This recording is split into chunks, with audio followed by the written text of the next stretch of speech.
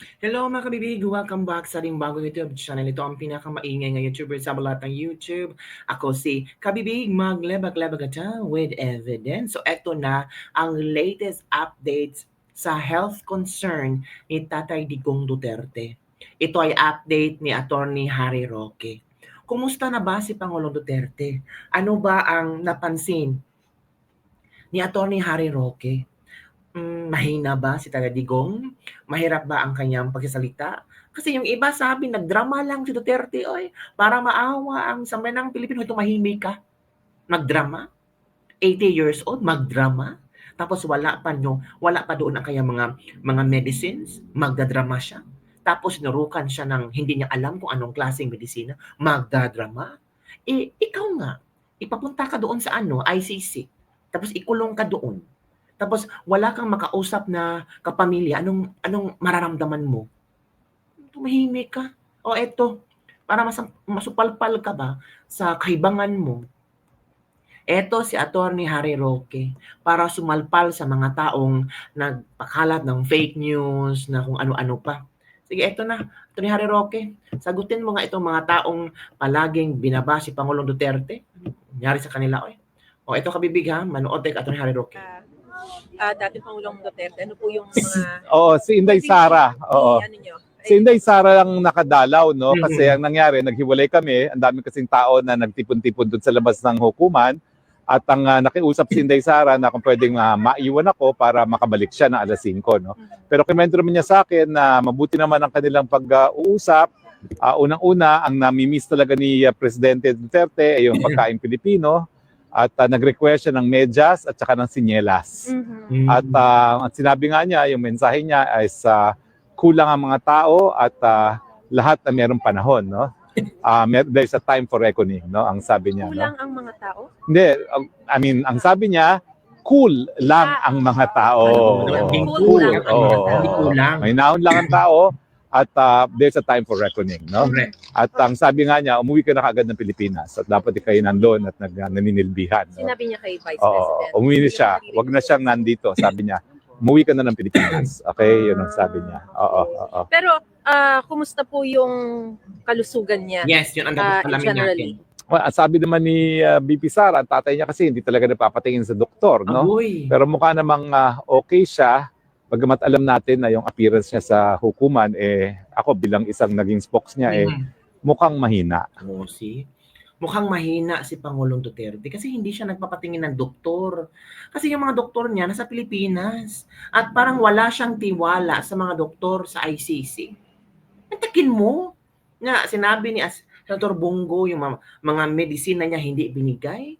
Iba yung binigay na gamot ni Pangulong Duterte. Natural. Pag-a-adjust yung katawan. Diba? Tapos yung clinical record ni Pangulong Duterte ay nasa Pilipinas. Sabi nga ni Hanlet Duterte, for 3 days lang daw ang dalang medicine ni Pangulong Duterte nung galing sila sa Hong Kong. Kaya nga pag-uwi ni Pangulong Duterte, mapapacheck up siya. For 3 days lang talaga ang dala ni Pangulong Duterte nga mga medicines.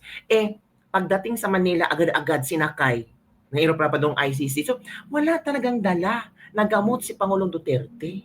Kaya, itong mga sinasabi ni Harry Roque na spokesperson siya noon, Pangulong Duterte, kilala niya si Pangulong Duterte, kung healthy, kung may pinagdadaanan. Harry Roque knows everything. Kaya nga, kasama siya ni VP Sara. At napapansin ko rin yung pananalita niya ay mukhang nagka-crack yung kanyang boses. Tama. At mukhang hard of hearing din, no? Dahil may ilang mga pagkakataon na pinaulit niya yung tanong. Sir, sino formally ang tatayo bilang mga legal counsels? Well, mag-aanunsyo na po ang grupo, no? Bukas po may magpupulong kami. Bukas pa yung pulong? Oo. Nang anong talag, sir? Hindi ko lang alam kung ano pang time bukas, but I have confirmed kung sino yung lead counsel, no? So we have a lead counsel, there's a team. There's a team. Is he already formally hindi pa rin.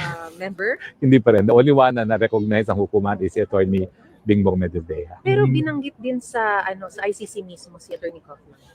Hindi ko alam kasi hanggang ngayon wala pa rin kaming permiso to enter the detention facility, no? So hindi ko pa rin alam, but nagkausap kami ni Attorney Hoffman at nag-aantay pa rin kami Okay. Anong response po ni Vice President Sara doon sa sinabi ni Pangulong Duterte na dapat umuwi na siya? Sabi naman niya, uwi siya, nag-aantay lang siya ng karelyebo kasi walang next of kin dito kung siya uuwi na. So when is Congressman Pulong coming? Nag-aantay kasi sila na magkaroon ng Shenzhen visa, yan ang problema. Oh. Kaya lang naka-visa si Vice President ay sinamahan niya anak niyang manood ng Taylor Swift dito sa Munich. Kaya meron siyang, so happy na meron siyang visa. Sino yung sila? Si I think the family. Congressman and the mayor? The family, I think, has a the whole visa. family. Even sila Si Kitty? husband niya, husband niya at saka yung daughter niya. Okay. Pero yung mga But kumukuha ng yung next visa, of kin na sinasabi, lahat ng pamilya ay nag-a-apply ngayon ng Shenzhen visa. Oh. even si Mayor Baste, si Lahat ng magkakapatid. si Kitty and Anilet. Yes. Oo. So in the meantime, na wala pa yung karelyebo, sino yung tatayong OIC ng Office of the Vice President?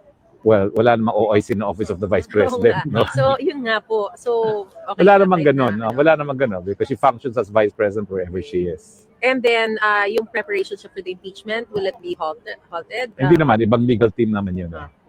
Tapos, sir, ano na lang ang asahan natin sa inyong legal na hakbay? Susunod na Ang masasabi ko lang po is, nakaplano na po lahat yan. Wow. In fact, Oh. ako naghahanda na kami ni VP Sara, isang taon nang nakakalipas. Okay? Oh. So it means alam nila na mangyayari ito. Nakahanda na daw sila ni VP Sara 1 year ahead. No, grabe ha. So wala talagang, anong tawag dito? Wala talagang, sabi na salig. Wala talagang trust si VP Sara kay BBM. And everything that we expected to happen, in fact, happened.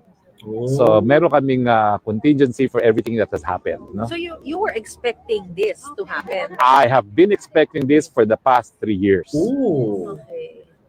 Of course, medyo minority view ako dahil marami nagsasabing imposible mangyari yan dahil sinasabi nga ni Presidente Marcos hindi siya makipagtulungan. Mm-mm. I never believed them, not even for 1 second. Never. Okay.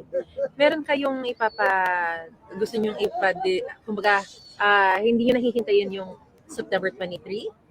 Well, I would rather na mag-discuss muna kami as a team. I have to be a team player. Bigay lahat But, ng it's impormasyon unacceptable to us, mahirap na. to me personally, because hindi pa kami nag-meeting as a legal team na mag-aantay ng September 23. Sige sir, meron ba kayong mensahe sa mga... Well, magpapasalamat kami sa lahat ng ating mga kababayan sa suporta na binibigay nila kay Presidente Duterte. Yun po nagbibigay ng lakas kay Presidente Duterte. Kumusta po yung Kumusta So po yung there you go mga kabibig. Yun ang latest update ni Pangulong Duterte from Harry Roque tungkol sa health ni Pangulong Duterte. At ito mga kabibig, ang susunod natin papanoorin, itong madamdamin na interview, statement ni Hanilet Duterte. Maraming naiyak nito kabibig kagabi. Ito kabibig ha. Ba, how he took his oath seriously. Gihimo niya ang tanan para sa Pilipino. Gusto niya may maayos na buhay ang bawat Pilipino. Gi-make sure niya na ang mga tao maka-avail sa medical assistance when he was president. Gi-make sure niya na before mulanding ang bagyo, na siya dito, una na siya dito. Tama. Katong sa Marawi, gi-make sure niya mawala ang kagbubot. Correct. Even sa iyang katigulangon, naningkamot yun siya. Katong siya naglingkod na Iyak presidente. Miski nakapoy siya, wala mo kabalo na during the time na pandemic, almost failing na iyang health. Pero gusto gito niya mag-cabinet meeting pa rin. He does not care kung magka-COVID siya. Oh my He goodness. doesn't deserve this kind of treatment. Hindi naman gani gusto na siyang trabaho. Hindi na gusto mo dagan o papolitika. Ang tao lang si pamugos niya. Kinakatilang mo sa kind of leadership na iyang ihatag. You may find his mouth very foul. Musulti siya o kuan. Igo naman siya mangisog. I remember the time na giingnan ako ayuhan ng Pasig River. Giingnan ako na siya. Dali naman na isog-isog lang man ka. Maura man na iya. Ang isog-isog niya na iresulta. Pangtapangan lang pala Mga tag nag-inabuso na siya during sa iyang presidency. Wala nag-abuso. Walang ngawat. Nagpakumbaba siya, miski presidente na siya. Kita niyo mo siya ang tao. Naluhoy ko kay pagkaon alam ang gusto. Dili na siya materialistic. He doesn't care. kung naa siya kwarta o wala, doesn't care kung unsa iya ang isuot daan.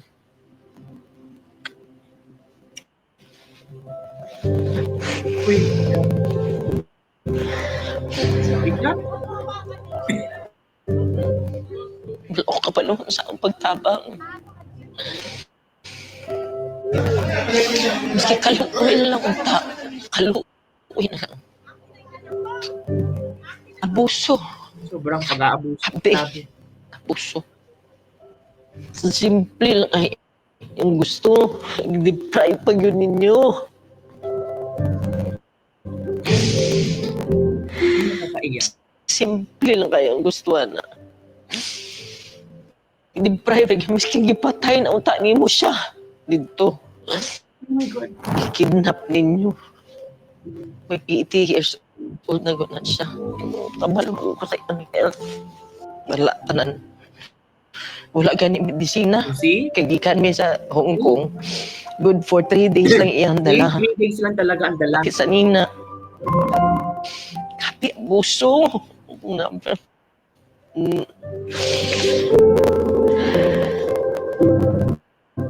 Grabe.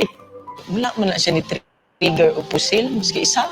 Wala man na siya pusil. Wala man na siya gidunggab. Hina-accusations ng hain kabuo. Asa man ang hain. Wala maganin niya magkit. Siguro ng hain na gina-accuse siya. Oh, grabe gani. Gulong na lang gibulhot na nila diri sa Pilipinas. Sa iyang natawakan. Yung anak pag nilabuhat diri sa mga di ko katulog, dili ko makapuyo sa among sariling balay. Balo ka ba? First night na ako gikan sa katong about na mo uguan. Wala lang ko nakauli sa among balay. Plano-plano na lang ko asa ko matulog. Hangiyo lang ko. Wala ko kabalo. Unsa? Wala ko kabalo sa ako. Maluin lang ko kayo. Ultimo pagkaon na ba? Minisaya lang ang gustuhan na. Kung ba naghandong o mansyon ka na sa dili. God. Ito lang. Maghangyo ko sa inyo. Di tabundang ato di siya bubalik. Ayaw yun mag-undang. Di tabundang. Please continue to pray for him. And for us, nga maunsa na mo tabang, Pilipino, tabang. So, yun kabibig, napanood natin ang pasensya na naiyak ako ha sa official statement ni Miss Hanalet Duterte. Grabe si tatay, no? So, yun lang po mga kabibig ang ating latest lipag-lipag for the day. Don't forget to like, subscribe, and share this video para sa mga latest trending news na ating pag-usap-usapan. Talagang ang bigat. Ang bigat sa dibdib na makikita natin yung isang nanay, isang asawa na isinasalaysay ang buhay ni Pangulong Duterte, yung pangarap niya para sa Pilipinas, yung gusto lang niyang makamit para sa Pilipinas. Pero trinaydor si Pangulong Duterte, pinagkaitan si Pangulong Duterte. At heto tayo lumalaban. Sabi ni Hanalet Duterte, tulong, hindi ko alam kung anong gagawin. Hindi ko alam kung ano pa ang pwedeng mangyari sa kanyang asawang si Pangulong Duterte. Ang partner niya, si Pangulong Duterte. So, pray lang kabibig para kay Pangulong Duterte. Every night, mag-pray tayo para kay Tatay Digong. Isalin niyo siya sa mga prayers niyo. Yun lang kabibig. Don't forget to like, subscribe, and share this video. Bye everyone. See you next time. Sobrang bigat. Kakaiyak. Grabe.